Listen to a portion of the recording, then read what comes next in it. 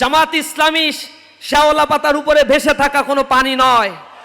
জামাত ইসলামী কচু পাতার উপরে ভেসে থাকা কোনো পানি নয়। জামাত ইসলামীর শেকড় অনেক গভীরে। যেই যাত্রা শুরু হয়েছে হযরত ইব্রাহিম আলাইহিস সালাতু ওয়াস সালামের মধ্য দিয়ে, এই যাত্রা কিয়ামত পর্যন্ত চলবে ইনশাআল্লাহ। যদি কেউ বলে আমাদের পথের সীমানা কোথায়, আমরা বলি আমাদের পথের সীমানা সেই জান্নাতে যাওয়ার আগ পর্যন্ত এই গতিপথ চলতে থাকবে। উদয় অথবা অস্তের কোনো ক্রান্তি আমাদেরকে বিমর্ষ করে তুলতে পারে না। শাহাদাত আমাদের আরাধ্য, তা বুকে লালন করেই চলার জন্যই আমরা প্রতিজ্ঞাবদ্ধ হয়েছি। যে আমাকে ধ্বংস করে দিতে চায়, আমরা তাদেরকে বুকে আলিঙ্গন করে নেই। যে দ্বারা আমাদেরকে রাজনৈতিক নির্মূল করতে চায়, আমরা তাদেরকে ভালোবাসা দিয়ে তাদের রাজনৈতিক ওই বাঁকা পথ থেকে সোজা সিরাতুল মুস্তাকিমের পথে তাদেরকে নিয়ে আসতে চায়। এজন্য গালিগালাজ করে কোনোভাবেই কোনো আদর্শকে ধ্বংস করা সম্ভব নয়। এবং এমন লোকের কাছ থেকে ফতোয়া শুনতে হবে যারা আমাদেরকে রাজনৈতিকভাবে নির্মূল করে দেয়, আবার আমরা ইসলামী দল কিনা, ইসলাম অনুযায়ী চলি কিনা, এইসব কথাও তারা বলে। তো এগুলো যারা বলে আমরা তার প্রত্যুত্তর দিই না। পার্সোনালি আমি তো দেই না। ছাত্র শিবিরের দায়িত্বশীলদের আমরা এই দিয়ার ক্ষেত্রে বলেছি, এইসব কাজ পেছনে থেকে যারা আমাদেরকে ঠেলে ধরে, তাদের কাজ হচ্ছে পেছনে থাকা। আমাদের কাজ হচ্ছে সামনে এগিয়ে যাওয়া। পেছনের দিকে তাকালেই আমাদের সমস্যা। আমাদেরকে যারা শেষ করে দিতে চায়, তাদেরকে আমরা বলি আমারে ঘর ভাঙিয়াছে যেবা, আমি বাঁধি তার ঘর। আপন করিতে খুঁজিয়া বেড়াই, যে মোরে করেছে পর। যে মোরে করেছে পথের বিভাগী, পথে পথে আমি ফিরি তার লাগি। দীঘল রজনী তার তরে জাগি, ঘুম যে হরেছে মোর।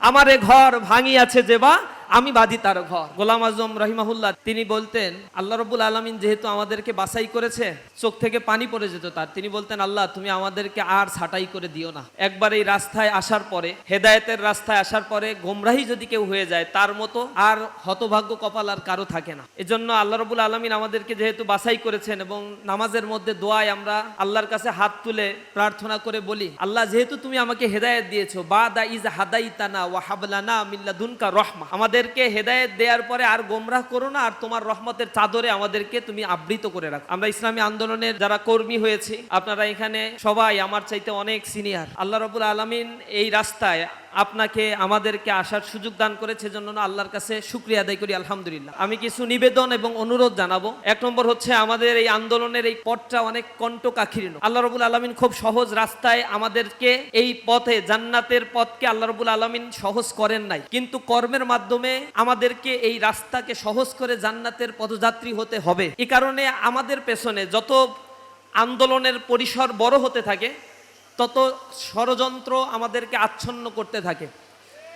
অনেককে দেখবেন তারাও ইসলামী আন্দোলন, ইসলামের কথাগুলো বললেও এই সমাজ ব্যবস্থায় তাদের উপরে যে পরিমাণে ক্ষিপ্রতা, তীব্রতা বিরোধী দল থেকে আসা দরকার ছিল, সেগুলো দেখা যায় না।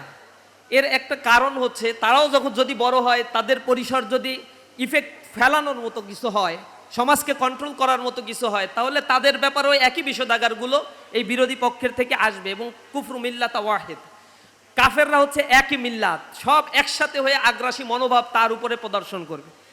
জামাত ইসলামী এখন বাংলাদেশের ইসলামী আন্দোলন তথা ইসলামী তাহজিব তামাদ্দুন, ইমান আকিদা যারা লালন করে এবং মানবতার কথা যারা বলে, অন্যায় দুর্নীতি দুঃশাসন এর বিরুদ্ধে যারা কণ্ঠ উঁচু করে, জুলুম নির্যাতনের রক্ত চক্ষুকে উপেক্ষা করে ইসলামী আন্দোলনের রাস্তায় হাঁটে এবং শাহাদাতের নজরানা পেশ করার জন্য তারা নিজেদেরকে এই পথে সামিল করেছে, এই মানুষদের উপরেই এখন জুলুম নির্যাতন নিষ্পেষণ ব্লেম গালি গালা সব কিছুই তাদের উপরে আসবে। এবং এমন লোকের কাছ থেকে ফতোয়া শুনতে হবে যারা আমাদেরকে রাজনৈতিকভাবে নির্মূল করে দেয়, আবার আমরা ইসলামী দল কিনা, ইসলাম অনুযায়ী চলি কিনা, এইসব কথাও তারা বলে। তো এগুলো যারা বলে আমরা তার প্রত্যুত্তর দিই না। পার্সোনালি আমি তো দেই না। ছাত্র শিবিরের দায়িত্বশীলদের আমরা এই দিয়ার ক্ষেত্রে বলেছি, এইসব কাজ পেছনে থেকে যারা আমাদেরকে ঠেলে ধরে, তাদের কাজ হচ্ছে পেছনে থাকা। আমাদের কাজ হচ্ছে সামনে এগিয়ে যাওয়া। পেছনের দিকে তাকালেই আমাদের সমস্যা। আমাদেরকে যারা শেষ করে দিতে চায়, তাদেরকে আমরা বলি আমারে ঘর ভাঙিয়াছে যেবা, আমি বাঁধি তার ঘর। আপন করিতে খুঁজিয়া বেড়াই, যে মোরে করেছে পর। যে মোরে করেছে পথের বিভাগী, পথে পথে আমি ফিরি তার লাগি। দীঘল রজনী তার তরে জাগি, ঘুম যে হরেছে মোর।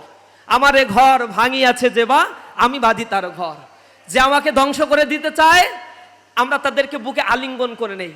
যে দ্বারা আমাদেরকে রাজনৈতিক নির্মূল করতে চায় আমরা তাদেরকে ভালোবাসা দিয়ে তাদের রাজনৈতিক ওই বাঁকা পথ থেকে সোজা সিরাতুল মুস্তাকিমের পথে তাদেরকে নিয়ে আসতে চায়। এজন্য গালিগালাজ করে কোনোভাবেই কোনো আদর্শকে ধ্বংস করা সম্ভব নয়। জামাত ইসলামী শ্যাওলা পাতার উপরে ভেসে থাকা কোনো পানি নয়। জামাত ইসলামী কচু পাতার উপরে ভেসে থাকা কোনো পানি নয়। জামাত ইসলামীর শেকড় অনেক গভীরে। যেই যাত্রা শুরু হয়েছে হযরত ইব্রাহিম আলাইহিস সালাতু ওয়াস সালামের মধ্য দিয়ে, এই যাত্রা কিয়ামত পর্যন্ত চলবে ইনশাআল্লাহ। যদি কেউ বলে আমাদের পথের সীমানা কোথায়, আমরা বলি আমাদের পথের সীমানা সেই জান্নাতে যাওয়ার আগ পর্যন্ত এই গতিপথ চলতে থাকবে। উদয় অথবা অস্তের কোনো ক্রান্তি আমাদেরকে বিমর্ষ করে তুলতে পারে না। শাহাদাত আমাদের আরাধ্য, তা বুকে লালন করেই চলার জন্যই আমরা প্রতিজ্ঞাবদ্ধ হয়েছি। সুতরাং আমাদেরকে সেই চরিত্র, মাধুর্য এবং নৈতিকতা নিয়ে মানুষের সমস্যা সমাধানের জন্য সমাজের অংশ হয়ে আমাদেরকে কাজ করতে হবে। জামাত ইসলামের যে স্লোগান, জামাত কর্মী হচ্ছে সমাজকর্মী। সমাজের মানুষের সমস্যা সমাধানের জন্য যদি আমরা মানুষের কাছে ছুটে যাই, কাজ করি, যেভাবে মানুষ আমাদেরকে সমর্থন দিয়েছে, যে পরিমাণে মানুষ আস্থা রাখছে, ইনশাআল্লাহ আগামীর বাংলাদেশে এই সমাজ ব্যবস্থায় একটি কল্যাণমুখী রাষ্ট্র প্রতিষ্ঠা হবে ইনশাআল্লাহ। বিংশ শতাব্দী যে জুলুম, নির্যাতন, নিষ্পেষণের শিকার হয়েছে, 21 শতকে মুসলিম রেনেসাঁ সংগঠিত হওয়ার মধ্য দিয়ে পশ্চিমা অশ্লীলতা, পশ্চিমা সংস্কৃতির কবর রচনা হবে ইনশাআল্লাহ। আমরা সেই নতুন জাগরণের অপেক্ষা করছি। মুসলিম উম্মাহ সেই নতুন রেনেসাঁর জন্য পথ খুঁজে ফেরছে। আমরা আমাদের রাস্তায় চলবো, কোরআনের রাস্তায় চলবো। কোরআন অনুযায়ী এই সমাজ ব্যবস্থাকে গড়ে তোলার জন্য নিজ নিজ জায়গা থেকে প্রস্তুতি গ্রহণ করব, সমাজকেও গড়ে তুলবো ইনশাআল্লাহ। সে আশাবাদ ব্যক্ত করে আমার কথা শেষ করছি। আসসালামু আলাইকুম ওয়া রাহমাতুল্লাহি ওয়া বারাকাতুহু।